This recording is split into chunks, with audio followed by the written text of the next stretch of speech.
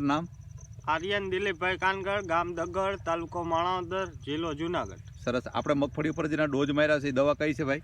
Nova. સરસ. એનું result તમને કેમ લાગ્યું ભાઈ? ખૂબ સરસ રિઝલ્ટ મળ્યું છે. સરસ.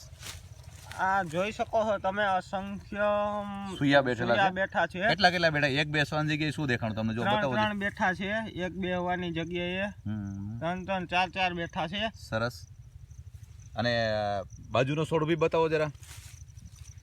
જો તમે જોઈ શકો છો, આ બધાય દોડવા બે અંકીમાં ભરાણા છે. બરાબર. સરસ. બધા બે અંકીમાં છે ને. એની મજબૂતાઈ કેમ છે જરા જોવું જોઈએ, ફોલીને જોવું જોઈએ કેમ. બાકી મજબૂતાઈ નોકોર દોડવા છે. એકદમ નિકોર છે ને, પાન ખુલી છે. સરસ. હજી તો મગફળી ઉપસે ને તમારી? આ મગફળી હજી તો 15-20 દિવસ કાઢશે. સરસ. આ કેટલા નંબર છે આ મગફળી? 20 નંબર મગફળી. 20 નંબર છે ને. તો આ તમને નોવાનું રિઝલ્ટ તમને કેમ લાગ્યું ભાઈ? નોવાનું રિઝલ્ટ આજ સુધી એકય દવા જોયું જ નથી એવું રિઝલ્ટ છે. બરાબર. આગલા વર્ષોમાં તમને એવું રિઝલ્ટ જોવા નહીં મળ્યું ને? ના. સરસ. તમારા ગામની અંદર ઘણા લોકોએ છંટકાવ કર્યા ને આ વર્ષે? ઘણા લોકોએ. હજી તો આમાં એક જ ડોઝ લાગ્યો છે. બરાબર. બીજો ડોઝ રહી ગયો ને વરસાદને કારણે રહી ગયો.